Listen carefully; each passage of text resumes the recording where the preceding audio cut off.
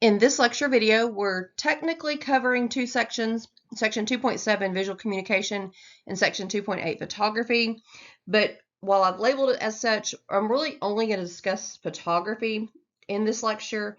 To cover Section 2.7, you'll need to read through the section in your textbook and then watch this 2 or 3 minute video in this week's learning module about graphic design, because a lot of what's covered in 2.7, we discussed it when we talked about printmaking, and then we'll also discuss some other aspects of visual design in a few weeks as we work our way through the history of art portion of this class as well. So for this lecture video, we're going to concentrate on photography. So the word photography translates from Greek as writing with light. The word is made up of the words photos or light, and graphe, which means line or writing. So basically writing with light. So photography actually came about because artists were trying to recreate nature and needed a little help. By the 16th century, artists used what's called a camera obscura, and camera is the Latin word for room, and you see here that it is actually a room. So the camera obscura allowed artists to accurately copy nature through a reflection. There would be a small hole or aperture in the side of a completely black room, and that hole would project rays of light onto the opposite wall, and the image would be shown upside down of what was seen outside of this room. From there, the artist could trace the image and begin their painting or drawing or however they were going to do this, eventually having it end up right side up once they completed and went to work on it. So technically, camera obscuras were portable, but they were extremely cumbersome because can you imagine dragging this out somewhere just to get a landscape painting? Well, by the 17th century, the camera obscura had been shrunken down to a more portable size, and artists would look through a viewer in a small box to work with the image. Later on, they actually added lenses that would invert the image and make it much clearer, so that way it was right side up and would be much easier to trace. While the camera obscura could capture and move nature, it couldn't what's called fix it or make it permanent without an artist being involved or without the hand of an artist. That changed in 1826 with the French inventor and chemist Joseph Niepce. He created a specially coated sunlight reactive pewter plate in the camera obscura. After an 8-hour exposure, he captured the view from his window, which is what we see here. He called this a heliograph or sun picture. This is considered the first photograph, and you can see the original on the left, and then you can see a reproduction of it on the right. And then a little over a decade later, in 1839, photographic processes were introduced within months of each other with the daguerreotype in France and the calotype in England. William Henry Fox Talbot, who introduced the calotype, stated that he had invented it because of his poor skills using the camera obscura. His goal was to remove the artist from capturing nature and allow the camera to do the work. So both of these processes do just that for the most part. So we're going to start with Louis Jacqueminot Daguerre and his daguerreotype. So he was a stage designer and painter, and he'd had lots of experience with the camera obscura. He teamed up with Niepce, and he worked with him until Niepce's death in 1833. From there, Daguerre continued working on this and developing it even further. Well, Niepce and Daguerre came together and they invented this method of fixing an image on a polished metal plate. It used a copper plate that was coated with silver iodide, and that would make the plate light sensitive. And this shows kind of the daguerreotype process. So he calls this the daguerreotype after himself. But this worked on the principle that silver turns dark when it's exposed to light. So once they coated this, they would put it into the camera, they would expose it to the light, the image gets imprinted onto the plate, and then the image is fixed onto the plate using chemicals. It started out with salts, and they used several different chemical processes to stop this exposure process and make the image permanent. And this produced a positive image. And so we kind of see that process here of fixing the plate, putting it into the camera, then fixing it after it has been exposed then fixing it after the camera has been exposed and stopping this process to create a finished image. We see that here in his artist studio. And this is a still life. It's basically just a collection of objects in Daguerre's studio. So at first, exposure times were so long, they really could only do stationary objects. Um, the thing about the daguerreotype is it was extremely detailed. So the closer you look, you can see more shadows. You can see the fine amounts of details within these. They're very crisp. They were very clear.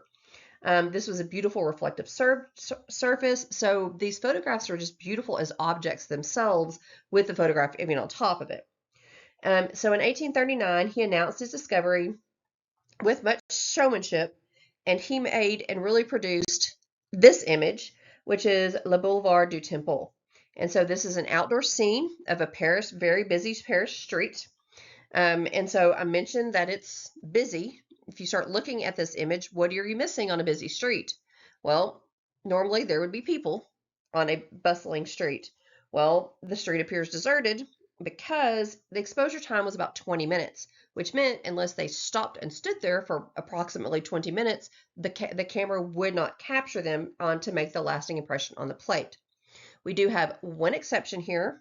If you look toward the bottom, there is a man having his shoes shined, and these are our only actual figures in this photograph. And these are believed to be the first people to be photographed. So there's some speculation as to whether this was luck and there just happened to be someone getting his shoes polished, his shoe shined on this corner, because I mean, it's not an uncommon thing, or whether Daguerre had actually posed this in order to capture the human within the photograph. But this is one of those where Daguerre, whenever he brought out his photographs, he would bring magnifying glasses and he would challenge people to zoom in and count the bricks on the building. So they're very highly detailed, very precise. They're beautiful. And they became very popular for portraiture. They were more accessible for the middle class than paintings, and they were even available if there was some saving to the lower classes, or to these working classes. Sitters would be dressed very similar how they would be in a painting. They would wear clothing and or accessories that really show their status within society. Oftentimes, when first looking at old photographs, students ask, why aren't they smiling? Because we tend to think of, you look at a photograph, you smile for your picture, right?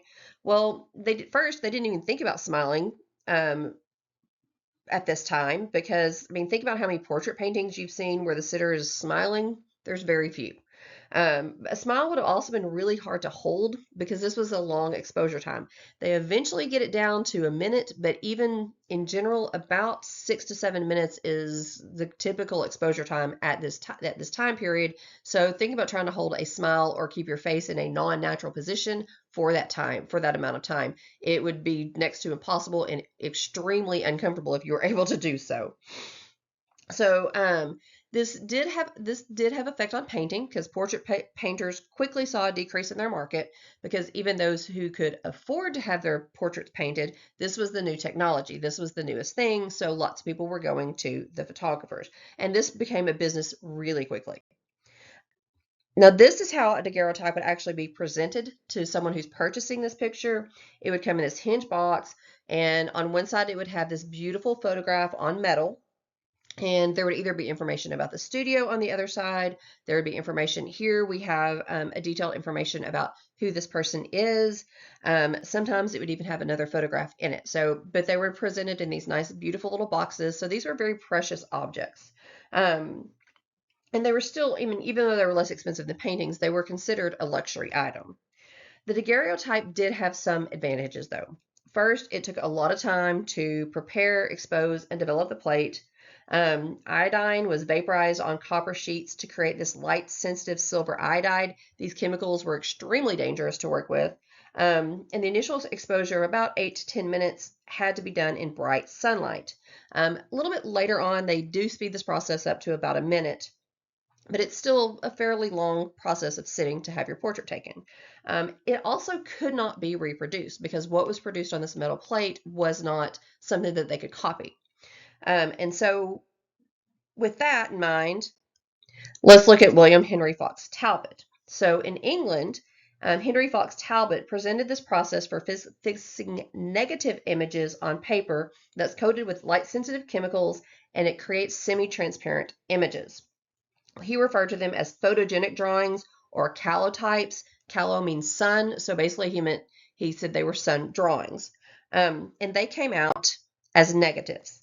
So then once he created this negative, he discovered that he basically could go through the process again with the negative as his subject, and it would flip it around and get a positive image. The advantage now was, because this was a dual process, that negative could be reused. You could make multiple copies, not what you could have with, the film negatives that we've used, in the 60s through the 90s. But still, you could make 4 or 5 copies before the negative basically was completely destroyed. So and then the big difference between it and the daguerreotype, one, it was on paper, and two was the daguerreotype was this crisp, shiny, metallic image, and the calotype was done on paper. And we have our negative and our positive here. Okay. So, and you can make multiple copies of this one. So this was a little bit less expensive to do, and it shows this really working with this new idea of creating a negative and then creating a positive image. Here we have his open door, and this shows the medium of the calotype really being pushed into the realm of artwork. This would be a staged scene here on the land of his estate. This is broom, these vines. You see all these beautiful these like shadows and color contrast going on here. And this was definitely a staged photograph, and it shows how the calotype is much softer lines. Unlike the daguerreotype, which is metallic and again heavy detail as you get closer, the calotype was much softer. It was a little bit more painterly looking than we see with the daguerreotype. So initially, the daguerreotype was much more widespread, but we really owe the concept, which later led us to having negatives with the plastic film processes we're much more familiar with, to the calotype. So on a side note, William Henry Fox Talbot, he lived in a family home called Laycock Abbey in the Wiltshire village of Laycock in England. And he really took the majority of his early photographs on and around the grounds. So there's lots of images of his family home. For those of you who are film fans, in particular Harry Potter, this location may look a little familiar because it is one of the filming locations that were used for the first few Hogwarts, for the Harry Potter movies. For some of the halls for Hogwarts, particularly the cloisters and things, they were used as hallways. And then most recently, one of the rooms at the Abbey was actually used in Fantastic Beasts: The Crimes of Grindelwald as the defense against the dark arts classroom. And this is just this adorable little village that there's lots of things that are filmed here. It's very idyllic. It's kind of way out, it's an hour or two from London. So there's lots of films and things that are here. So some of the images that you see in this early photography, you'll actually can see some of them in movies and things today still. All right, let's move on and look at how quickly photography became used as a way to document events and places. So really from the beginning, photography served as a documentary function. It recorded and preserved important events, and only a few decades after the invention of the medium, photographers began to bring public attention to things like suffering caused by war, hunger, poverty, etc. So this new tool, it really made visual statements believable in a way that no other medium could, because remember, photography is capturing something. An artist could manipulate things to make it look like they wanted to, but early on in photography, this really wasn't possible for a little while, at least 10 or 15 years. And so these were considered more believable. And it could bring about an empathetic awareness that really could lead to things like reform and discussions of war. We see that here with Roger Fenton's The Valley of the Shadow of Death. So Roger Fenton went out and did photography during the Crimean War, and this was really the first historic attempt to portray war with photography. This is after the battle has gone through. We see cannonballs. We see all of this suggesting of all the lives that were lost here because of all of the shells that we see. And the idea of the valley of the shadow of death alludes to a biblical psalm that says, "Yea, though I walk through the valley of the shadow of death, I fear no evil." And so we have this suggestion of this is the actual shadow of death. Lots of people lost their lives on the battlefield, and they're really suggesting that each of the cannonballs is representing a life lost. So, but we're only seeing kind of a shadow of what has occurred. Soon after, we get pretty much more graphic. This is Timothy O'Sullivan, who was an American photographer who captured images from the Civil War. This really gave citizens access into this death and carnage that's happening on the battlefield. He's reported to have actually gone and tried to photograph during battles. He actually twice had his camera hit by shell fragments. But this still isn't. He's not just like coming in, snapping a picture, and moving on. O'Sullivan and several other photographers, they would stage their photographs to really create the most emotional impact. They weren't doing this out of a sense of deceit, but they were really trying to heighten the dramatic effect and make the viewer feel as if they were on the battlefield. Here we know that he lowered the camera angle to raise the horizon line, almost as if we are also laying dead on this battlefield. Um, it's been suggested that he possibly had arranged corpses or clothing, again, to really heighten the emotional impact of the image, but it hasn't been proven or discussed on either way. So we do tend to assume that photography is real in a way that painting is not. So the government also employed people to do this. We have Dorothea Lange's migrant mother. Lange worked as a photographer for the Federal Farm Security Administration during the Great Depression. And she went out and basically photographed what was happening around the U.S. And this is a migrant worker family. This is an image she took of a mother with her children whose husband had just sold the tires off their truck to feed them for a little while longer because they were migrant workers. They had come to harvest a pea crop, but once they got there, along with this other large group of people, they found out the peas had frozen, so they were really unedible. So there's basically this giant group of stranded workers, and they had been living on these frozen vegetables and what birds that they could kill. So there's some questions whenever it comes to this, because we don't know who this person was, we don't know her actual name. They've tried to do some kind of image, historical research on it and try to find her. That really never happened. We don't know what happened to her. There's some question as to whether her feelings were considered when the photograph was published, because it was published without her identity. We do know that Lang would retouch the negative somewhat, and she did it to crop out the mother's hand on the tent pole. You see her right hand, but you don't see her left hand. So it does have some manipulation. She didn't stage them, but she did tend to shift them, zoom them in, to really get the most emotional impact from them. And then we also have Stephen McCurry, who his most famous photograph is Afghan Girl, that we see here on the left. So the first image here is from a refugee camp in 1984 after the Soviet invasion of Afghanistan. So McCurry, his career was launched when he disguised himself in native garb and crossed the Pakistan border into the rebel-controlled areas of Afghanistan just before the Soviet invasion. When he came out, he had rolls of film sewn into his clothes because it's the only way he was going to be able to get them out. So these images, which got published around the world, were among the very first to show this conflict.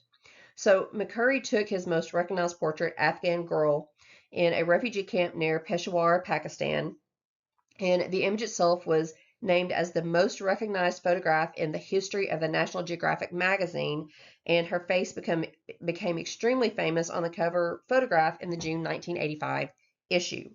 Her photo was also used on Amnesty International brochures, posters, calendars, all of these things. And for about 17 years, we didn't know who this girl was. But McCurry and a team from National Geographic actually tracked her down and came back. Her name is Sharbat Gula, and she allowed McCurry to rephotograph her in 2002. And really, he was trying to get the effects of what was happening and how she ended up turning out from this. In his words, he said, her skin is weathered. There are wrinkles now, but she's as striking as she was all those years ago. So these eyes, these colors, this beautiful way that he captured this absolutely just captivated the world. And so he's actually a great transition from photojournalism to photography as art and the aesthetics of photography. So the art critic John Ruskin argued that a photograph is not a work of art. Well, there's been a debate from the very beginning. This was a debate. It was considered, some considered it somewhat lower or easier than painting, and also lower in the terms of aesthetics and art. It's been suggested that maybe it's not just a window, but you can look at the window itself. So our first artist we're going to look at is he kind of bridges that idea between photography used to document and photography as art. So Ansel Adams, who's one of the most well-known and loved American photographers, he was an environmentalist, and he used his photos to increase public awareness for the need of conservation.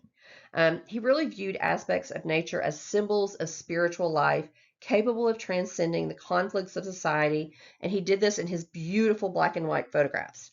This is his Sand Dunes, Sunrise, Death Valley, and this is in California, in Death Valley National Monument.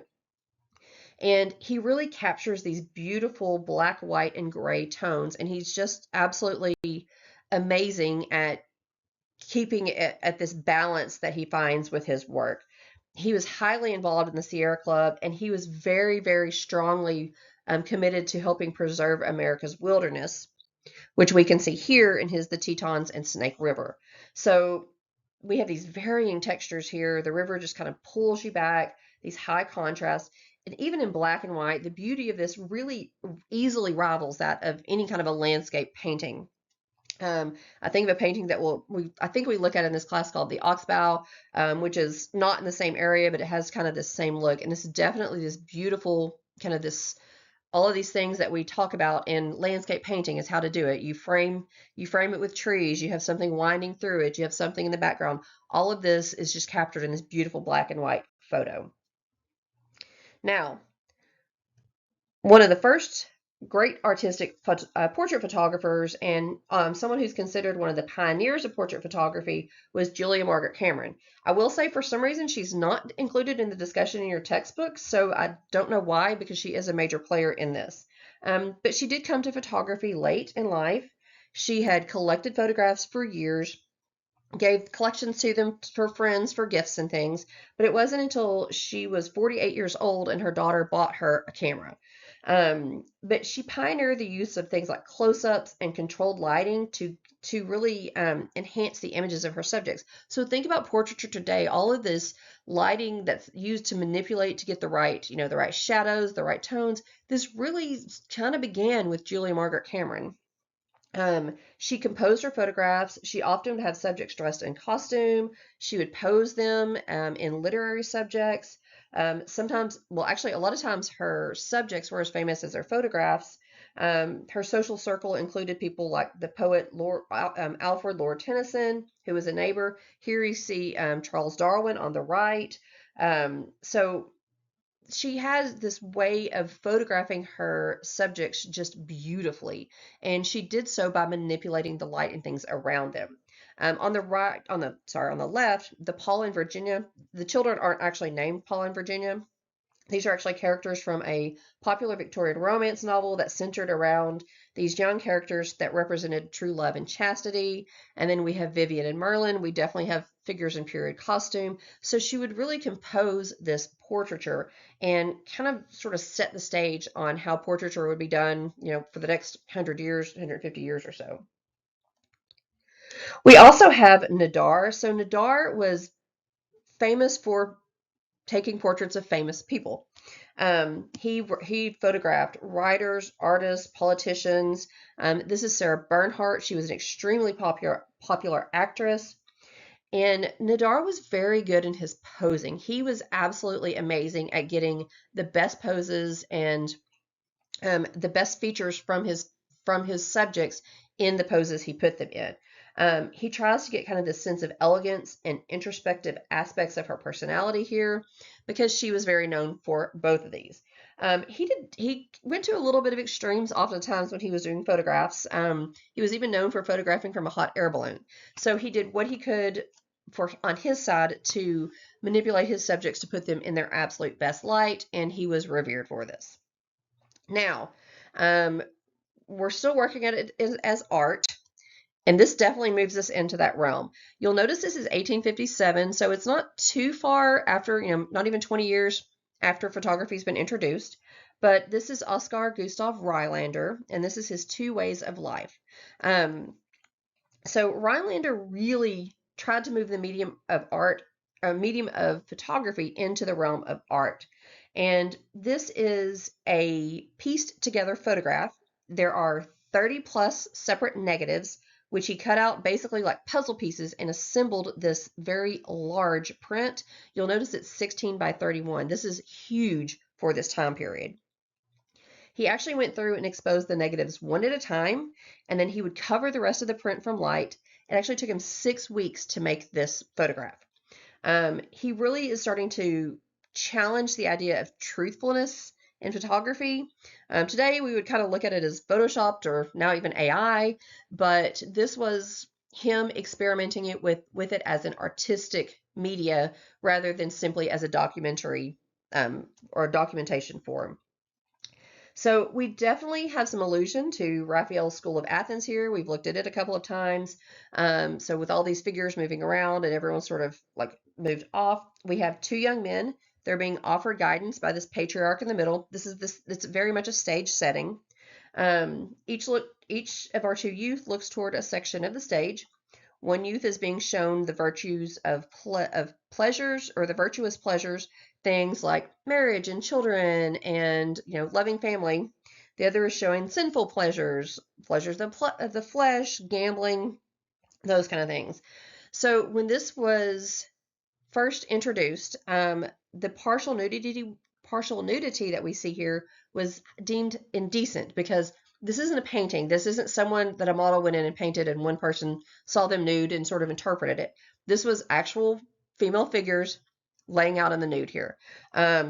I will say pornography came along pretty quickly after photography was invented. Within about 10 years or so, there are some pornographic images on, daguerreotypes and things like that, but generally was not accepted. And so this was deemed indecent by some, but Queen Victoria ordered a copy of this, so suddenly people stopped complaining. But it's one of those images that it's assembled, and it's very hard to see where any of the different negatives match or where they're cut off and things. So, but there's over 30 negatives in this single image. All right.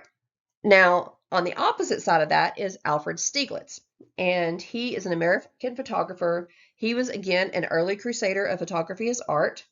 He started a photography magazine that was called Camera Work, and in the beginning, again, the public was really reluctant to accept photography as an art because of its reliance on a mechanical device. So rather than what we saw with Rylander, which is assembling things, and Cameron with posing her figures and everything, Stieglitz, his photography is called straight photography. It's produced with no technical manipulation of the negative, and he basically just waited for the right moment to capture his images. He watched for things like balance and contrast, the elements of art that are used in other media, but he simply took his photographs when all of this fell into place rather than composing the majority of them. And you see that here in his the steerage. This is a lower class section of the ship, but he found balance in all of these beautiful natural elements, like all of the colors that sort of lead your eye around. We have whites on both the top and the bottom to create balance. We have this plank kind of cutting across diagonally to add interest, and in parts of the ship as well. There's stairs on the side. So all of these things kind of come together and create this beautiful photograph without actually having to manipulate it. We also see that here in his Spring Showers, New York. This one definitely shows some wonderful tonal control. There's this beautiful subtle gradations. The wet street looks just slightly different from the sidewalk and then from the misty sky. And so all of this looks very much like we would see in like an impressionist painting. But it's just a straight photograph. It's just he sees this and he captures it. But he does so by finding the right angle, the right balance, all of these things through simply taking a photograph. Then we have Cartier-Bresson, and he kind of is along the lines of Stieglitz. However, he does his differently. He was very much interested in capturing human moments. Um, he was kind of the master of candid photography. He actually was an early user of 35 millimeter film, and he coined the term the decisive moment. And this idea of the decisive moment has inspired generations of photographers ever since, particularly photojournalists, because photojournalists go in and they're trying to capture that right thing to get the right emotions, but they're having to do it quickly. They are not really supposed to manipulate the scene, but until lately they couldn't. And so he really tries to capture this single moment without doing manipulation to it. He very much inspired Will Counts, who came and photographed at Little Rock Central and is one of the most famous, took some of the most famous photographs of the Little Rock Nine, and Counts is often, credited Cartier-Bresson as his inspiration on how to capture things. He worked with the same cameras and all of that, and so he really sort of created this idea of the modern journalism and really creating, kind of trying to capture that right emotional image and sort of this decisive moment. So the last two artists we're going to look at are much newer. Sandy Skoglund is one, and this is her Radioactive Cats from 1980. This is fully in the realm of creating artistic photography for sure. This is not just photography. This isn't where she goes in and just takes a photo, but she blends sculpture, painting, and photography in her works. It's often she photographs or she creates these interiors that are invaded by an overabundance of animals, excuse me. Here it's very bright green cats. And oftentimes, like this one is supposed to be a meditation on human relations and aging, but she does everything to create the photograph. This is fully composed. She makes the cats, she arranges and paints the rooms, she hires the actors, and then she goes back, shoots a scene, and manipulates the colors within the paintings as well. So all of this is 100% in this creative realm of photography.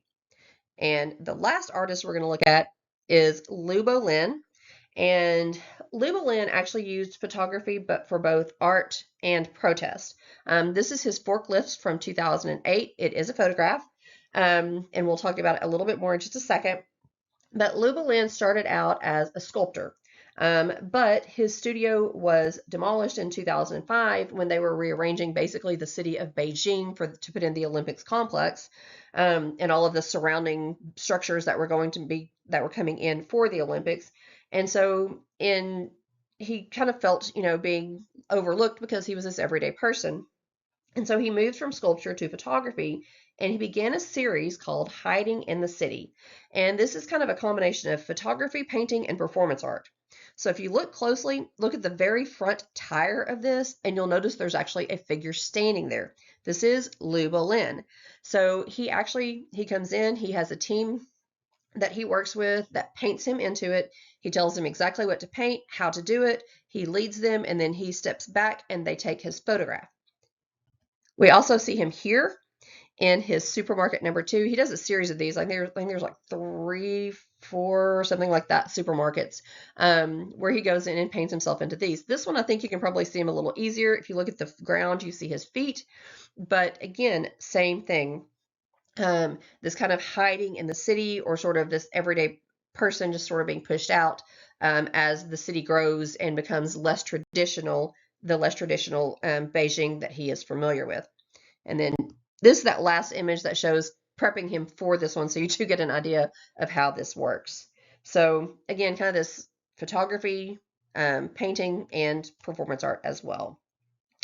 And this is going to wrap up our discussion on photography. We will look at it again, as I keep mentioning, we'll look at it when we talk about the history of art, because we're going to be looking at all the media that we've discussed once we start working our way through the centuries of art in the second half of the class.